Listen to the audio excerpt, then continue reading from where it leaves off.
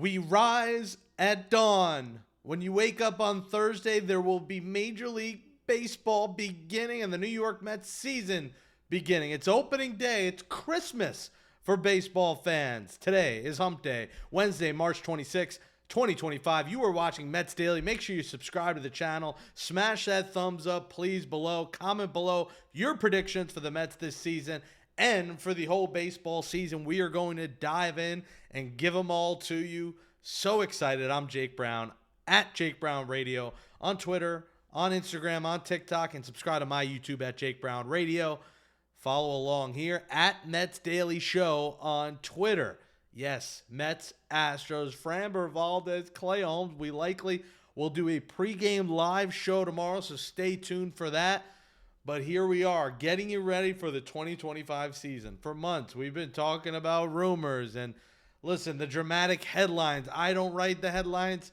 Fan Arch does those. They have a flair for drama. We're going to get to more normal headlines, I think, once the season begins here, as the games get going and we have actual storylines. We don't have to talk about this guy maybe next year, this guy in the offseason. We talk about Mets baseball, which I love, which you love. We'll see you at the ballpark next weekend, but for now, we're on the road for 6. 3 in Houston, Thursday, Friday, Saturday, and then off Sunday, and then 3 in Miami before it's off Thursday, and the home opener next Friday. Well, we pretty much know the roster right now. It's pretty much set. There was one spot on the infield which had been reported who it's going to be, which we'll talk about by a Spanish reporter. It has not been confirmed elsewhere yet, but the rest of the roster is set. So we'll go off that report based on that final spot in the lineup, and we'll go off that and assume that is the Mets set 26-man roster for opening day. So let's do it. Preview, predictions, full MLB predictions. Let's get right to it right here on Mets Daily. We start off with the pitching staff. You know the 5 that are in the rotation. That's been set. It's Clay Holmes, Tyler McGill, Griffin Canning, David Peterson, Kodai Senga. How that lines up to open the season: it'll be Holmes on Thursday at 4 o'clock. It'll be McGill on Friday at 7 o'clock on Apple TV. And it'll be, or Friday, I believe, is 8 o'clock. Saturday on Fox at 7 p.m. That will be Griffin Canning making his regular season debut. And then Monday in Miami will be David Peterson, and Kodai Senga will be Tuesday in Miami, and so on and so forth. Now, Sean Manaea expected back late April. Frankie Montas expected back maybe by late May. And the bullpen, it is set. Now, the guys we knew were Edwin Diaz. We knew A.J. Minter was probably getting there. We weren't sure if it was a lock as he comes back from off-season surgery, but he is on. He's good to go. Ryan Stanek, we knew. Reed Garrett, we knew. Jose Budo, we knew. Danny Young, we pretty much knew. It was those last 2 spots. And what we found out on Wednesday, today, is that Paul Blackburn, as I mentioned a couple weeks ago, and maybe in the last week, that they might start him on the IL. Now, they call it right knee tightness or soreness. To me, it feels like a Billy Epler Phantom IL special for Paul Blackburn. It gives them the chance to have 2 relievers on the roster versus having a starter turn reliever who's never really been a reliever in Paul Blackburn. And why that's important here, guys, is that early in the season, you're not going to see starters go much past 5 or 6 innings, especially Kodai Senga, especially Clay Holmes. You're not going to see guys go into the triple-digit pitches. So to have more relievers right now, especially as well when there's a chance of rainouts and doubleheaders, it's very important to have more relievers on this team. And yeah, Blackburn was going to be a reliever if he made it, but he's never really he's done it a handful of times. He hasn't done it a lot, and apparently he had a knee injury, so he's expected back at some point in April. This isn't a serious thing for Paul Blackburn. So it's Huascar Brazoban, and Max Kranick. Shout out to Max Kranick. This guy fought his ass off to make this roster. He had an incredible spring. And what's cool about Max Kranick, this guy grew up a Mets fan. His favorite player was David Wright. There's a picture of him, the Mets were tweeting out there, of him wearing a Pedro Martinez jersey shirt, a Mets jersey shirt, a jersey. And now he gets to make the Mets opening day roster. Cool moment for him. And his stuff was filthy. Listen, this guy deserved it. This is a big moment for Max Kranick. Huascar Brazoban was probably not going to get on if Blackburn were to make the roster, but they're able to get both of them. And when you look at this bullpen, top to bottom, this is a great bullpen. Brazoban and Kranick had incredible springs. Brosban, before he came into the Mets, was one of the better relievers in the sport last year. Kranick hasn't pitched in the big league since 2022, but his stuff plays where he could be a real sleeper on this Mets team. Jose Butto was a revelation. At some point, they're going to get Daniel Nunez back. They're going to get Blackburn back. At some point, McGill will probably move to the bullpen if they have to do it when Sean Manaea comes back. Ryan Stanek was incredible down the stretch for the Mets. A.J. Minter's had a remarkable career. And Edwin Diaz is Edwin Diaz, the trumpet. So, and Reed Garrett, was a very good middleman last year. So I'm very confident in this Mets bullpen. Yeah, the rotation has some question marks, but when Sean Manaea is back, I think that eliminates a lot of the question marks. And I'm excited to see what this team's got. I love this pitching staff.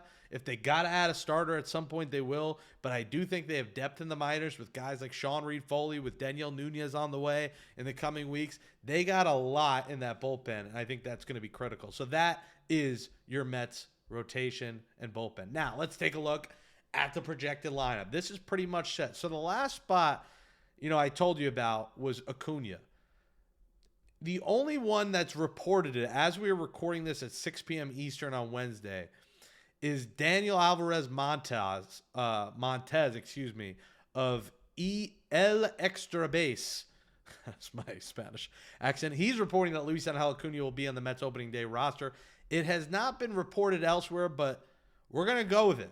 Luis Angel Acuna getting the final roster spot. Listen, I didn't love how David Stearns addressed this, where he essentially was treating him like Voldemort. Like, he would barely say Acuna's name as the Mets were still, seeing what's out there.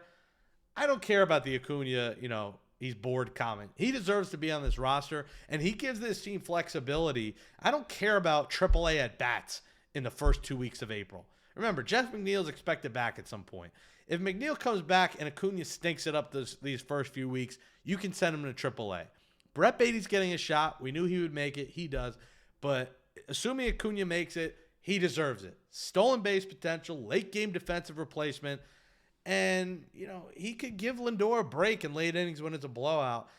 And listen, I like Acuna. I like his bat. I know the metrics don't love him. I know his AAA numbers don't jump off the paper at you. And I know his maybe lack of effort doesn't jump off the paper.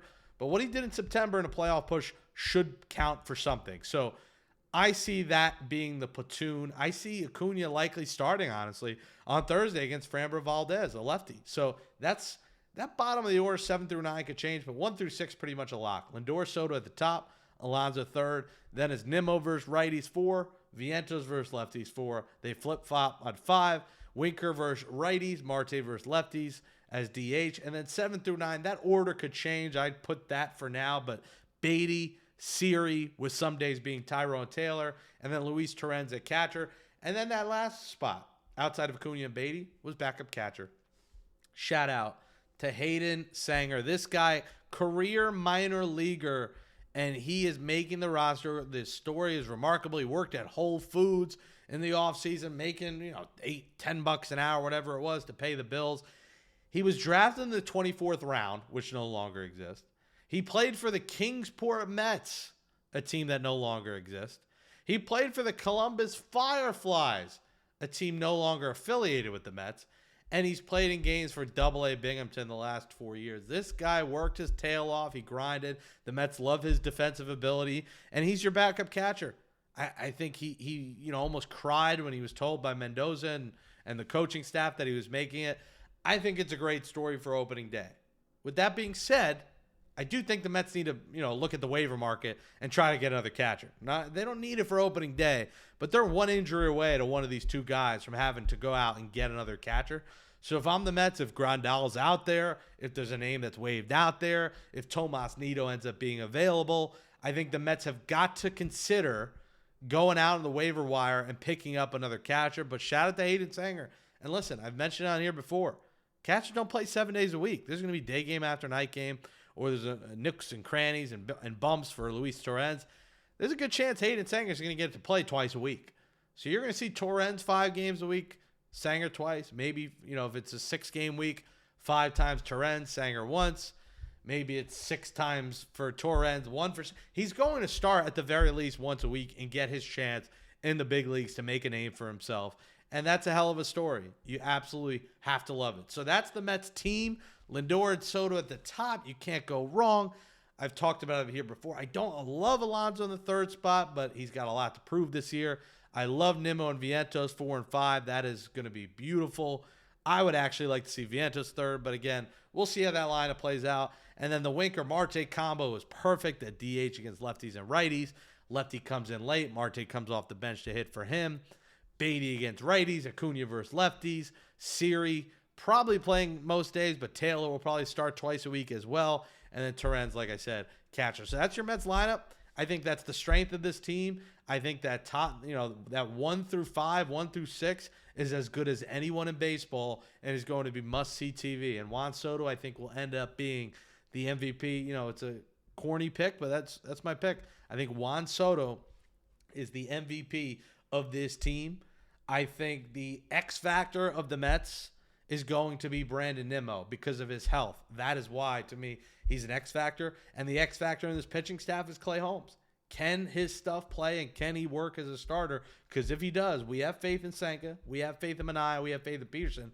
Holmes would be that 4th starter. And listen, if you have 4 really good starters, you're in really good shape to make the playoffs. Speaking of playoffs, here's my prediction for the 2025 New York Mets. 92-70. They finished second in the National League East. I think the Braves win the division by 1 game. I think the Braves win 93. The Mets win 92. I think the Mets clinch one of the wild card spots. And I'm taking the Mets. Now, I always said Dodgers, but this is Mets Daily. So this is a bit of a homer pick. But I think the Mets are built good enough to potentially take down the Dodgers in a series. Give me the Mets over the Dodgers in the National League Championship Series. And again, let's keep riding. The New York Mets defeat the Boston Red Sox in the World Series. And the New York Mets are your 2025 World Series champions. That is my prediction for the Mets. 2025 World Series champions. I think they got the coaching. They got the captain in Lindor. They got the superstar generational player in Soto. They've got the power in Pete, in Vientos, in Siri. They've got the aura in Soto and Winker. They got the speed in Lindor and Acuna and Siri and Marte. They got the defense in Lindor and Siri and Nimmo and Acuna and Torrens. And when Alvarez is back, they got the closer in Edwin Diaz. They got the fan base, which has sold out season tickets at Citi Field this year. They got the owner and they got the GM for when they need to add. The Mets have all the pieces to the puzzle to win this whole damn thing, and I'm taking the Mets to win the World Series over the Red Sox. So those are my Mets predictions. We'll close out shop and go over the MLB overall predictions. Like I said, I like the Braves to win the division. I think the Mets finish in 2nd place. The Phillies 3rd, Nationals 4th, Marlins 5th. I just don't think the Nationals are good enough. I'm going to have them 4th. And the Marlins are the Marlins. They're not good at all. The Central, I love what the Cubs did in the offseason. I like it enough to pick them to win this division. I think it'll be a dogfight with the Brewers, but I think the Cubs get in and the Brewers miss out on the playoffs. I just don't think the Brewers did enough in the offseason. Losing Adames is going to hurt them. The Cardinals 3rd. The Reds are a fun team. I don't think they're good enough yet, but they should finish around 500. And then the Pirates are finishing last. As much as Paul Skeens is fun, they don't have much else on that team. In the NL West, which I put East, that is my mistake. It is the Dodgers. I almost don't even need to put the division because you know the Dodgers are going to win. Diamondbacks, Padres, Giants, Rockies. That is the order for the division. I think the Mets, Phillies, and Diamondbacks get those NL wildcard spots. I think that Diamondbacks pitching staff is loaded. I think they got a great young lineup. Diamondbacks are a scary team that could win the National League as well, so I like them to get a wild card. I think the Phillies do sneak in. I don't think they had a good offseason, but they did win the division. They didn't lose a ton of pieces. They lost Estevez, but they didn't lose a lot. So I'd be remiss to say the Phillies are going to miss the playoffs. I think they do find their way in. In the American League, like I said, the Red Sox, I like them to win the division. I like them to win the pennant in the American League. Then it's the Orioles, Yankees, Blue Jays, Rays.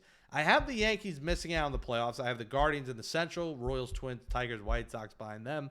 the Rangers winning the West, the Astros, Mariners, A's, Angels behind them. And then Astros, Orioles, Royals are my playoff teams. Here's why. I just think the Yankees' injuries are too much. Losing Cole for the year, heals out a few months. Stan could miss the whole season. They are just doomed already by injury. And I know it's early, but it's not a good sign when you're out, a full season without some of your best players before even getting started. So I do think the Yankees are going to regress. They did not significantly replace Juan Soto. I also thought they should have added Iglesias. I don't know why they didn't add another infielder. LeMahieu's already hurt, and he's a bum. So I just don't think the Yankees are good enough to get to the playoffs. I think they'll be close. It might be like the game they miss out. But that's not really a homer thing. I just think the Yankees have had an awful spring training. They did not have a good enough offseason. And listen, if Max Fried were to get hurt and he has a history of injuries, the Yankee season is doomed. I mean, you just can't win, when Carlos Carrasco ends up being your third or fourth starter in the year 2025. So Red Sox over Rangers in the AL, and again, Mets over Dodgers in the NL, and the Mets to win the World Series. Tomorrow, we are back, and we will preview the game. We'll do a post-game show after the game. It's Framber Valdez, Clay Holmes. We'll have a breakdown more on tomorrow's show exactly about, the matchups. We'll talk about what the lineup is, all that jazz. But, man, get fired up. There's a reason to be fired up about the 2025 Mets. There's a lot of hoopla around this team. Like I said, the season ticket sold. It's going to be beautiful. And by the way, we now can confirm, as we finish recording this, my guy Tim Healy at Newsday has confirmed Luis Angel Acuna will be on the Mets opening day roster. A source told him. They told him after the team's workout today in Houston. Bang! We got what we wanted. I got what we wanted. And should we close out our preview show just singing for you? Acuna Matata. What a wonderful phrase. Acuna Matata. All the happy days. It means no worries for the rest of Mets days. Acuna and Swaggy V. The Mets philosophy. Acuna Matata. See you on opening day on Mets Daily.